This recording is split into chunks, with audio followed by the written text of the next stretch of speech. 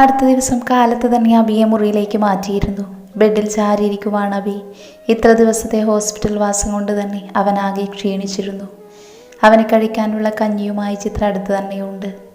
ഇളം ചൂടുള്ള കഞ്ഞി ഊതി വായിലേക്ക് വെച്ച് കൊടുക്കുന്ന ചിത്രയെ നോക്കി അവനും കഞ്ഞി കുടിക്കുന്നുണ്ട്. മുഴുവൻ കഞ്ഞി അവനെ കൊണ്ട് കുടിപ്പിച്ചതിന് ശേഷമാണ് ചിത്ര മാറിയത്. കഞ്ഞിയുടെ പാത്രം മാറ്റിവെച്ച് അവനെ കുടിക്കാനുള്ള മരുന്ന് കൂടെ അവൾ എടുത്തു കൊടുത്തു. ഇനി കുറച്ചു നേരം കിടന്നു. അവനെ നോക്കി പറയുന്നതിൻ്റെ കൂടെ വളരെ ശ്രദ്ധിച്ച് അവനെ ബെഡിലേക്ക് കിടത്തിയിരുന്നു അവൾ.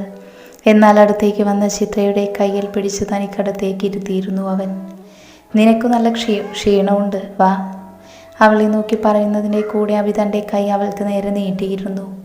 എന്തുകൊണ്ടോ അവൻ്റെ ആ പ്രവൃത്തി അവളുടെ കണ്ണ് നിറച്ചു. ഇത്രയേറെ താൻ ഈ മനുഷ്യനെ സ്നേഹിക്കാനുള്ള കാരണം ഇത് തന്നെയാണ്.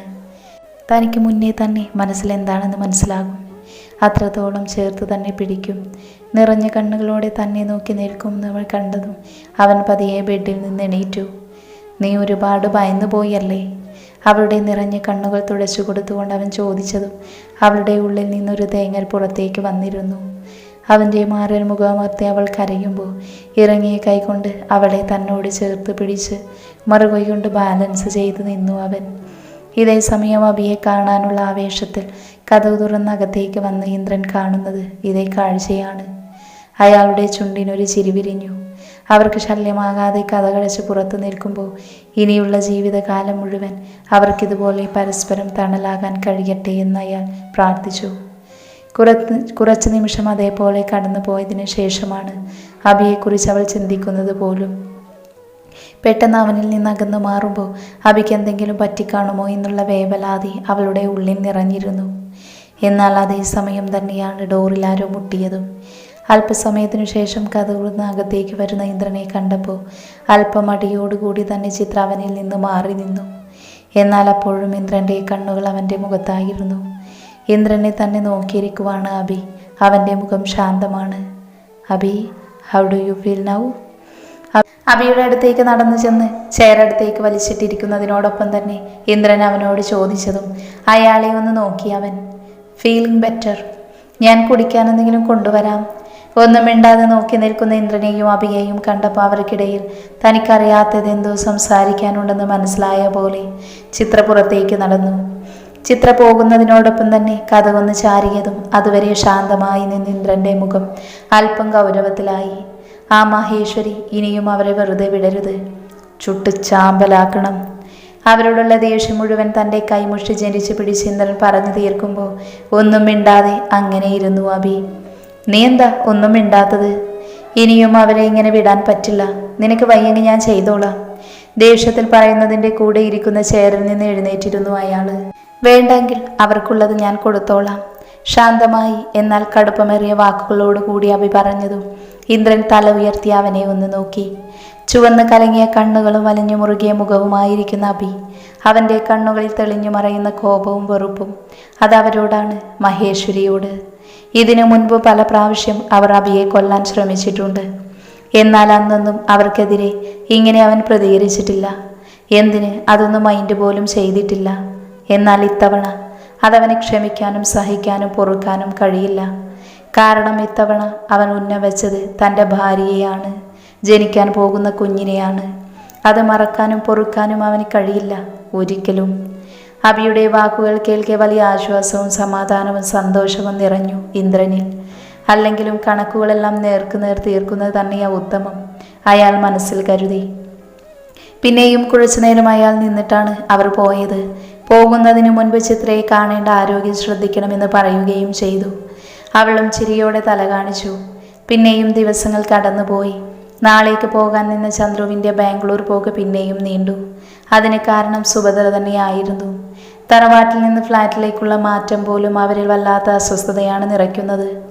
അങ്ങനെയുള്ള അവരെ പെട്ടെന്ന് ഈ നാട്ടിൽ നിന്ന് പറിച്ചു നടുക എന്ന് പറയുന്നത് അത്ര എളുപ്പമുള്ള കാര്യമല്ല. അബിയുടെ ഹെൽത്ത് ഓക്കെ ആയി. നാളെ ഡിസ്ചാർജാണ്. ആ പഴയ തറവാടും ആ ചുറ്റുപാടും മാത്രമായിരുന്നു കഴിഞ്ഞ് കുറേ വർഷങ്ങൾ അവരുടെ ജീവിതം. അതത്ര പെട്ടെന്ന് അവരിൽ നിന്ന് പറിച്ചു മാറ്റാൻ കഴിയില്ല. അബിയുടെ അടുത്ത് തന്നെ ഇരിക്കുവാണ് കിഷോർ. അവർക്ക് പ്രൈവസി കൊടുക്കാൻ എന്ന പോലെ ചിത്രയും സനയും പുറത്തേക്ക് ഇറങ്ങി നിന്നു. അബിയുടെ മുഖത്തേക്ക് നോക്കി ദിവസം നടന്ന കാര്യങ്ങളെല്ലാം പറഞ്ഞു അവൻ. ചന്ദ്രുവാണ് ആ സമയത്ത് ചിത്രയ്ക്കൊപ്പം ഉണ്ടായത് എന്നറിഞ്ഞപ്പോൾ പ്രതീക്ഷിച്ച ഞെട്ടലൊന്നും അബിയിൽ കാണാത്തത് കിഷോർ ശ്രദ്ധിച്ചു. അവരിപ്പോൾ എവിടെയാ?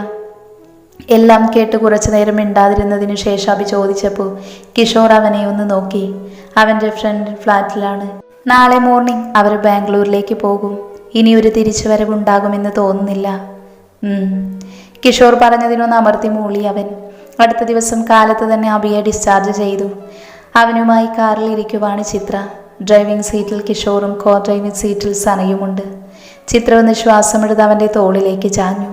അവനും ഒരു കൈ കൊണ്ട് അവളെ ചേർത്ത് പിടിച്ചു. അവൻ്റെ നെഞ്ചിൽ കിടന്നാണ് ചാഞ്ഞു പതിയെ അവൾ ഒന്ന് മയങ്ങിപ്പോയി.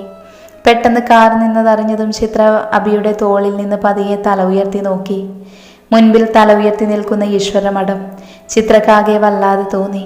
മനസ്സാകെ അസ്വസ്ഥമാകുന്നത് പോലെ, അടുത്തതെന്തോ നടക്കാൻ പോകുന്നത് പോലെ.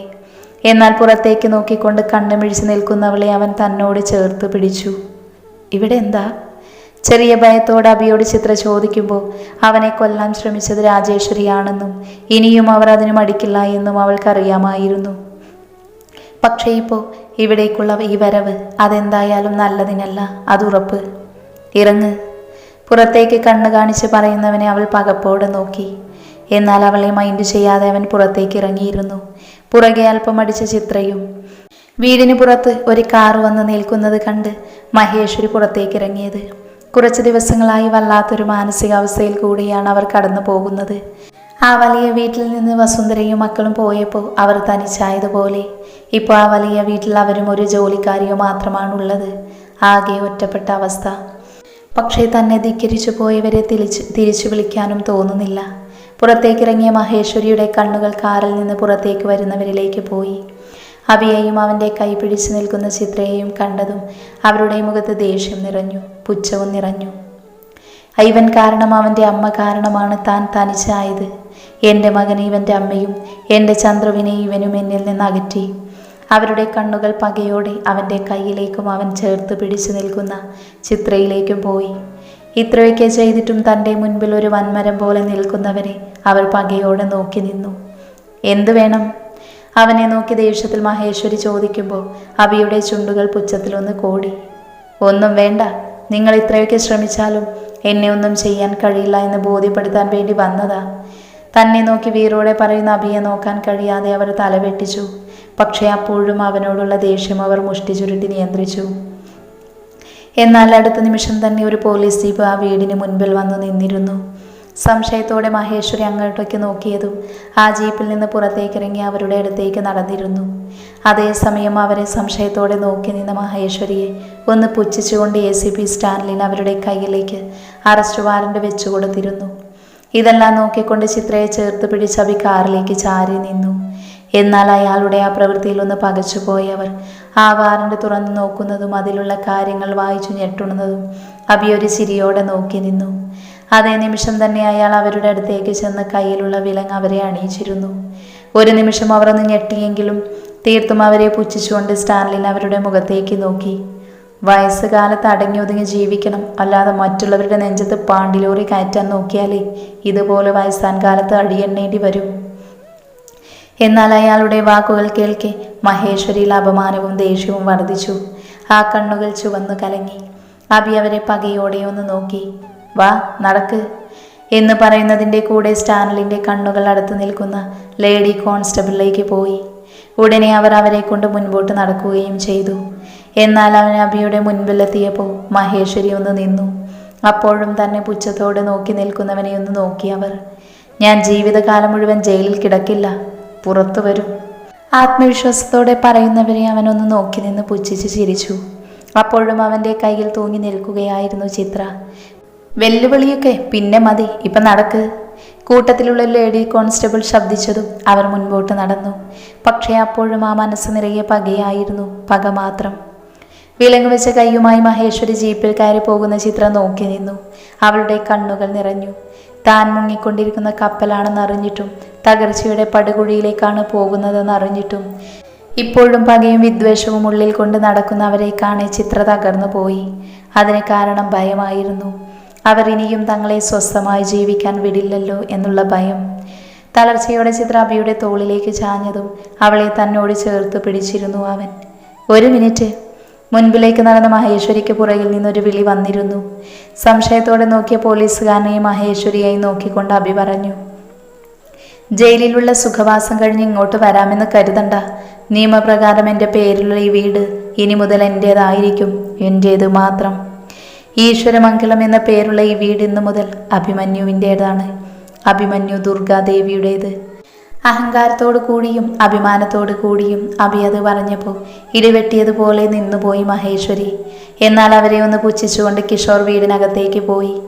കയ്യിലുള്ള പൂട്ടും ചാവിയും ഉപയോഗിച്ച് ആ വലിയ വീട് പൂട്ടി പുറത്തേക്ക് ഇറങ്ങുമ്പോൾ അവൻ്റെ ഉള്ളിൽ സന്തോഷമായിരുന്നു. എൻ്റെ അഭിക്കും അവൻ്റെ അമ്മയ്ക്കും നിഷേധിച്ച കൊട്ടാരം. അവൻ്റെ ചുണ്ടിൽ പുച്ഛം വിരിഞ്ഞു. എന്നാൽ മഹേശ്വരി ഒരു അഗ്നിപർവ്വതം പോലെ ജ്വലിച്ചു. പക്ഷേ തന്നെ കൊണ്ട് ഈ നിമിഷമൊന്നും ചെയ്യാൻ കഴിയില്ലെന്ന് അവർക്ക് ബോധ്യമായിരുന്നു.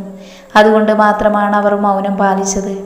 പോലീസ് വിലങ്ങ് വെച്ച് ജീപ്പിലേക്ക് കയറിപ്പോകുന്ന മഹേശ്വരി അഭി വെറുതെ നോക്കി നിന്നു. അവൻ്റെ കണ്ണുകളിലെ ഭാവം എന്താണെന്ന് തിരിച്ചറിയാൻ കഴിയാത്തതായിരുന്നു.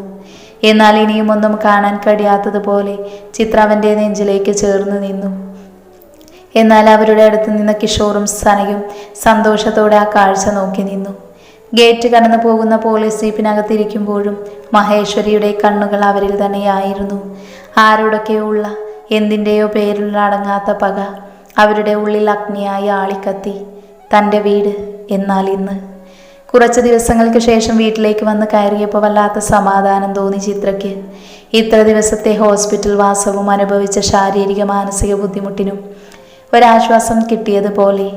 സുമചേച്ചി അന്ന് തന്നെ ഇവിടേക്ക് മാറ്റിയിരുന്നു. അതുകൊണ്ട് ഇപ്പോൾ ആനന്ദിൻ്റെ കൂടെ അവരും ഇവിടെ തന്നെയാണ്. അഭി വന്ന ഉടനെ കിഷോറിനെയും കൂട്ടി ഓഫീസ് റൂമിലേക്ക് കയറിപ്പോയതാണ്. ഇനിയിപ്പോൾ ഒന്ന് പുറത്തിറങ്ങുമെന്ന് തോന്നുന്നില്ല. ചിത്ര തളർച്ചയോടെ ബെഡിലേക്കിരുന്നു. ചിത്ര, ഇത് കുടിക്ക്, എന്നിട്ടൊന്ന് ഫ്രഷാവ്. പറയുന്നതിൻ്റെ കൂടെ കയ്യിലുള്ള ഒരു ഗ്ലാസ് വെള്ളം സന അവൾക്ക് കൊടുത്തു. അതും കുടിച്ച് ചിത്രയെ ഫ്രഷാകാൻ പറഞ്ഞു വിട്ടാണ് സന താഴേക്ക് പോയത്. ചിത്ര കുളിച്ചു വരുമ്പോഴേക്കും അവൾക്കുള്ള ജ്യൂസും സന കൊണ്ടുവന്നു. മനുവേട്ടൻ? തൻ്റെ മുൻപിൽ ജ്യൂസ് പിടിച്ചു നിൽക്കുന്ന അവരെ നോക്കി സംശയത്തിൽ ചിത്ര ചോദിച്ചതും സന പറഞ്ഞു, ഇതുവരെ വന്നിട്ടില്ല. അവിടെ ചർച്ച പുരോഗമിക്കുന്നുണ്ടാകും. എന്തായാലും നീ ഇത് കുടിച്ച് ഒന്ന് കിടക്ക്. മരുന്ന് കഴിക്കാനാകുമ്പോഴൊക്കെ അവർ വരും. വന്ന ഉടനെ ഞാൻ നിന്നെ വിളിക്കാം. ഇപ്പോൾ തന്നെ നിനക്ക് നല്ല ക്ഷീണമുണ്ട്. അല്പം അടിച്ചു നിൽക്കുന്ന ചിത്രയെ ഇങ്ങനെയൊക്കെയോ പറഞ്ഞ് സന കിടത്തിയത്. അതുമാത്രമല്ല, ചിത്ര ഒന്ന് മയങ്ങുന്നത് വരെ അവൾ അടുത്തിരിക്കുകയും ചെയ്തു. പതിയെ പുറത്തേക്കിറങ്ങി കതക് ചാരുമ്പോഴാണ് അവൾക്ക് മുൻപിൽ നിൽക്കുന്ന അഭിയെ സന കാണുന്നത്. ചിത്ര? ഗൗരവത്തിനൊപ്പം അവളെ ഓർത്തുള്ള ആകുലതയും ആ ശബ്ദത്തിലുണ്ടായിരുന്നു. കിടന്നു, നല്ല ക്ഷീണമുണ്ടായിരുന്നു. ഒന്ന് മൂളുന്നതിൻ്റെ കൂടെ അകത്തേക്ക് കയറി പോകുന്നവനെ അവളൊന്ന് നോക്കി. മുറിയിലേക്ക് കയറിയ ഉടനെ ഉറങ്ങിക്കിടക്കുന്ന ചിത്രയൊന്ന് നോക്കിയതിനു ശേഷം വേഗമൊന്ന് ഫ്രഷായി അവൾക്കടുത്തേക്ക് കിടന്നിരുന്നു അവൻ. സുഖമായി കിടന്നുറങ്ങുന്നവളെ ചേർത്ത് പിടിച്ച് കണ്ണടക്കുമ്പോൾ അവന് മയക്കത്തെ പുൽകിയിരുന്നു. ശാന്തമായി, സമാധാനമായി. ചിത്ര ഉറക്കമുണരുമ്പോൾ അഭി അവളെ ചേർത്ത് പിടിച്ച് ഉറങ്ങുവാണ്. അവനെ ഒന്ന് നോക്കിയതിനു ശേഷം ശല്യം ചെയ്യാതെ ചിത്ര എണീറ്റ് പോയി. കുളിച്ച് പുറത്തേക്ക് വരുമ്പോൾ അഭി ബെഡിലിരുന്ന് ഫോൺ നോക്കുന്നുണ്ട്. ചിത്രയെ കണ്ടതും അവൻ ബെഡിൽ നിന്ന് എണീറ്റ് അവിടെ വെച്ചിരുന്ന ജ്യൂസ് എടുത്ത് അവളുടെ കയ്യിലേക്ക് കൊടുത്തു. കുടിക്ക്. പറയുന്നതിൻ്റെ കൂടെ അത് വാങ്ങി നിൽക്കുന്നവന്ന് നോക്കി അത് ചുണ്ടിലേക്ക് ചേർത്ത് കൊടുക്കുകയും ചെയ്തു. ചിത്ര മുഴുവൻ കുടിച്ചതിന് ശേഷമാണ് അവൻ ഗ്ലാസ് മാറ്റിയത് പോലും. കിച്ചണിലേക്ക് പോകേണ്ട, നന്നായി റെസ്റ്റ് എടുക്ക്. ഞാനൊന്ന് പുറത്തു പോകുക, വെയിറ്റ് ചെയ്യേണ്ട, ലേറ്റാകും. പറയുന്നതിൻ്റെ കൂടെ അവളുടെ നെറ്റിയിലൊന്ന് ചുണ്ട് ചേർത്ത് നടന്നു പോയിരുന്നു അവൻ.